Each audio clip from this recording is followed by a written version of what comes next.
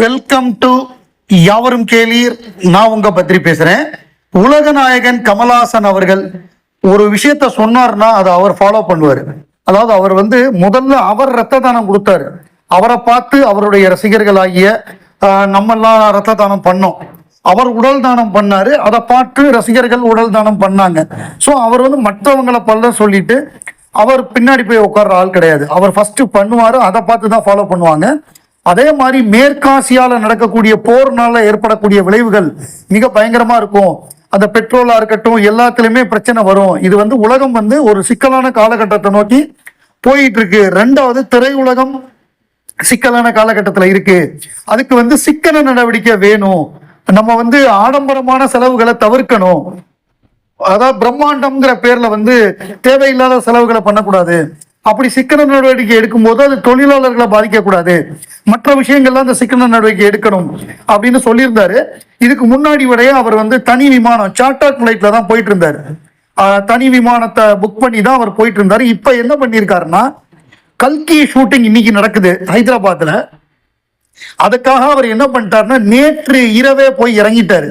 அது எப்படி போயிருக்காருன்னா, சாதாரண பேசஞ்சர் பிளைட்ல எக்கனாமி கிளாஸ்ல டிக்கெட்டை புக் பண்ணி போயிருக்காரு. எரிபொருள் தட்டுப்பாடு நிலவி வரும் நிலையில் பிரைவேட் விமானத்தை தவிர்த்து எக்கானமி கிளாஸில் படப்பிடிப்பு தளத்துக்கு செல்லும் நடிகர் கமல்ஹாசன் திரைத்துறையினர் ஆடம்பரத்தை தவிர்க்க வேண்டும் என சில தினங்களுக்கு முன் அறிக்கை வெளியிட்டிருந்தார்.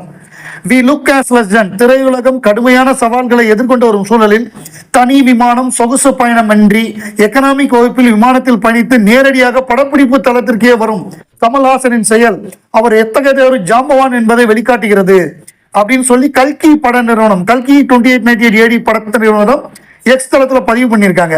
Kamal Haasan choosing economy flights over private charters and heading straight to the shoot sets especially in this tough times for the industry chase everything about the legend.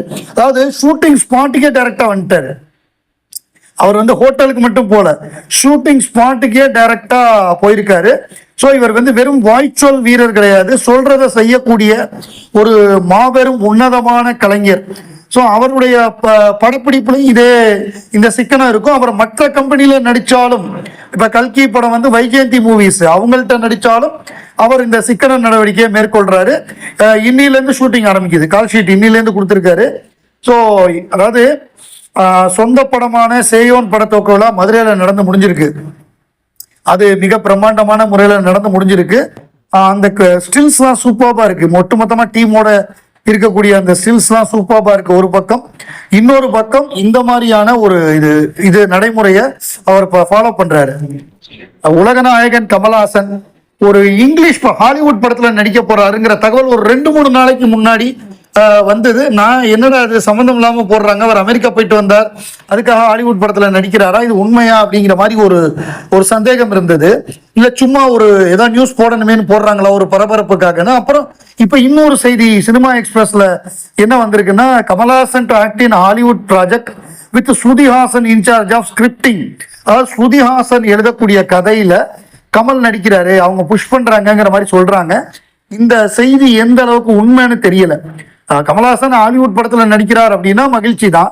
அது ஸ்ருதிஹாசன் கதையில நடிக்கிறாருங்கிறது எவ்வளவு தூரம் நம்பகத்தன்மை அப்படிங்கிறது நமக்கு தெரியல. இருந்தாலும் கமல்ஹாசன் பத்தி எந்த செய்தி வந்தாலும் நம்ம அதை இமீடியட்டா ஷேர் பண்ணிடுவோம். இல்ல படங்கள்ல ரெஃபரன்ஸ் வந்தாலும் அந்த படங்களை பார்த்தோம்னா அதை நம்ம இமீடியட்டா சொல்லிடுவோம். நான் ஏற்கனவே மலையாள படத்தை பத்தி சொல்லியிருந்தேன்.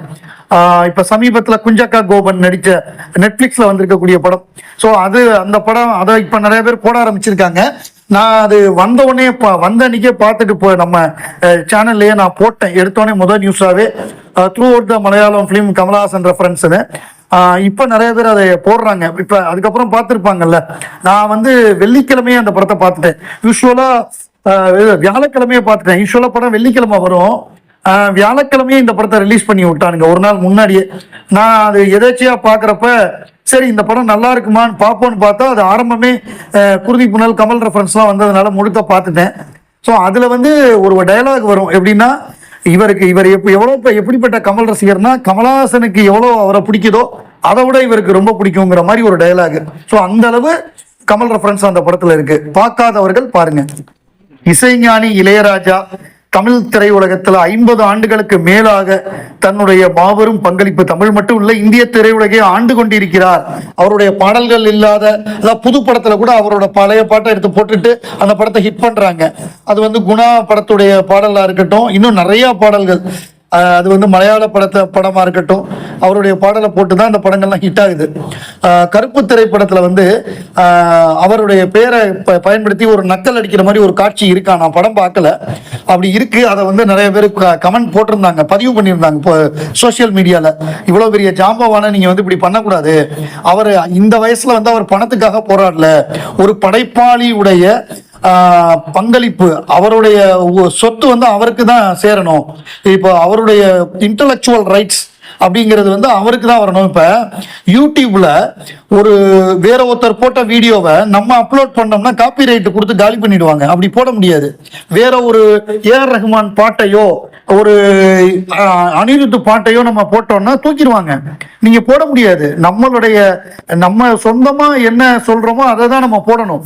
அடுத்தவங்களோட இதை யூஸ் பண்ணக்கூடாது. அப்படி இருக்கும் பொழுது அனிருத்தோட ஒரு பாட்டே காப்பி ரைட்ஸ்ல தூக்கியிருக்காங்க தெரியுமா? என்ன படம்னு எனக்கு மறந்து போச்சு.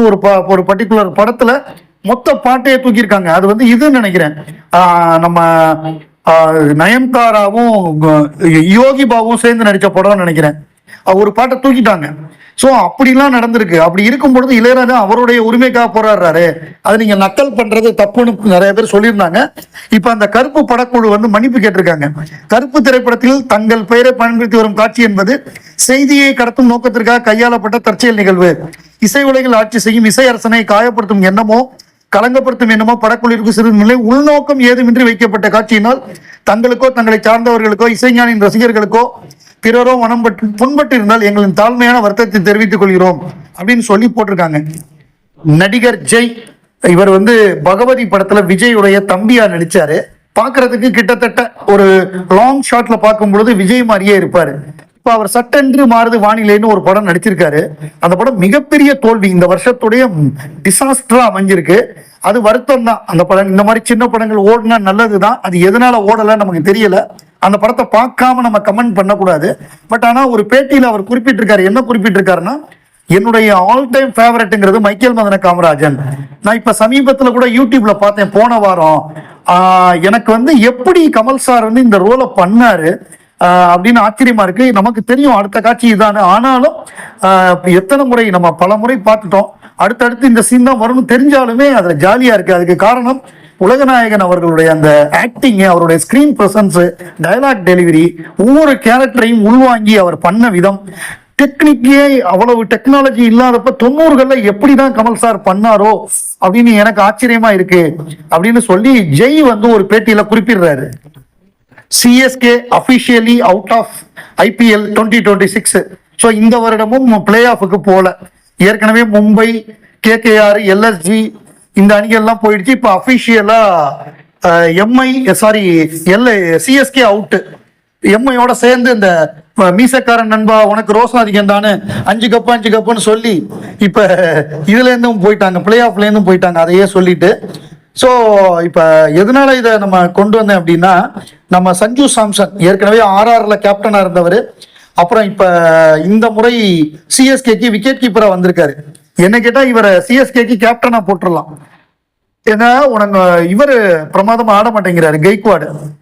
ருத்ராஜ் கெய்க்வாடு வந்து கொஞ்சம் ஸ்லோவா ஆடக்கூடிய பிளேயரு. பட் அவர் ஒரு பேட்ஸ்மேனா மட்டும் இருந்தா இன்னும் பெட்டரா பண்ணுவாருன்னு நினைக்கிறேன். கேப்டன்சி ப்ரெஷர் அவரால் தாங்க முடியல. அதே மாதிரி பிளெமிங் மாதிரி ஒரு ஆதி காலத்து கோச்சு, ஐபிஎல் கண்டுபிடிச்ச காலத்துல இருந்து அந்த ஆள் கோச்சா இருக்கான் அந்த டீம்ல. ஸோ அந்த ஆளையும் தூக்கணும், பிளெமிங்கையும் ருத்ராஜ் கெய்க்வாடையும் தூக்கினாதான் அந்த டீம் உருப்படும். அது ஒரு பக்கம் இருக்கட்டும். நம்ம சஞ்சு சாம்சன் வந்து I use to watch mostly Tamil movies more that of Rajini sir, Kamal sir and Vijay அண்ணா அப்படின்னு சொல்லியிருக்காரு. இவர் வந்து தன்னை ஒரு ரஜினி ரசிகராக தான் அறிமுகப்படுத்திக்கிட்டாரு முன்னாடிலாம். இப்போ ஒரு பேட்டியில வந்து நான் கமல், ரஜினி, விஜய் இவங்களுடைய படங்களை நான் விரும்பி பார்ப்பேன் அப்படின்னு அவர் ஒரு பேட்டியில குறிப்பிடுறாரு.